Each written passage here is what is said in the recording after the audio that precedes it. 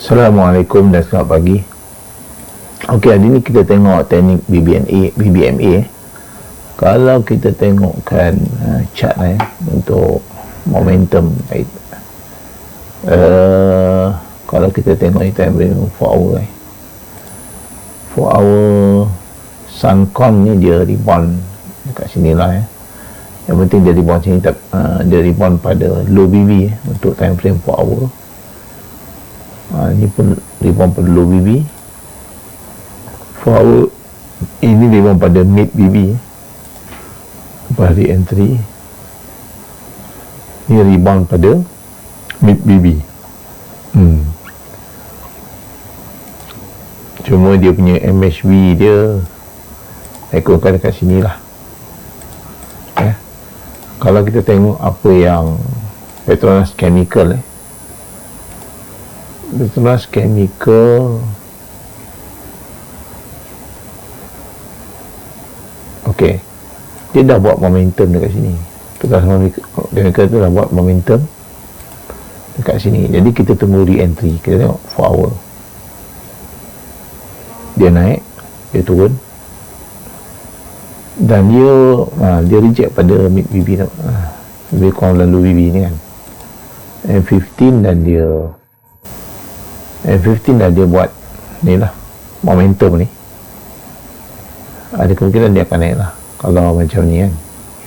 Cuma cut loss kita ialah sama ada dia dah breakdown mid BB ataupun mid BB lah.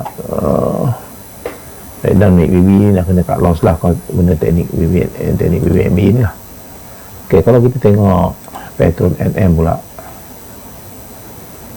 Okey, ni dah ada momentum dekat sini lah. Jadi dia retest. Yang ni dia retest pada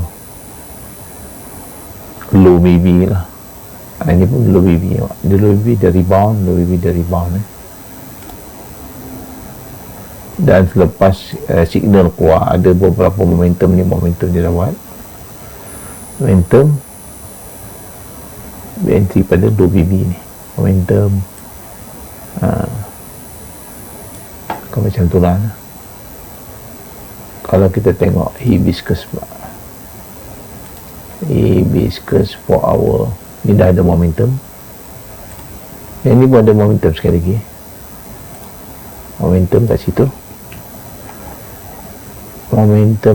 Cuba tengok 1 hour momentum. Jangan entry dulu. Kalau momentum ni signal retrace EMA 50, dia reject pada EMA 50 ni.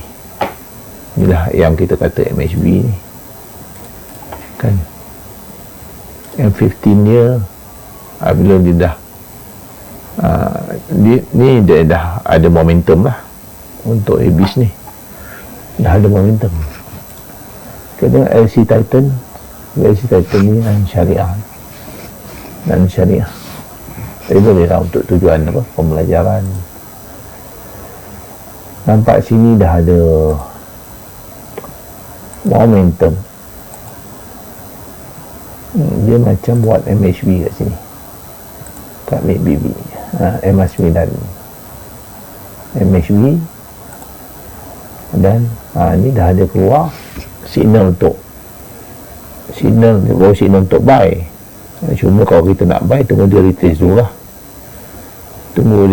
Retrace dulu ke mid BB ataupun low BB untuk kita entry. Okey, itu saja untuk teknik BBMA. Assalamualaikum.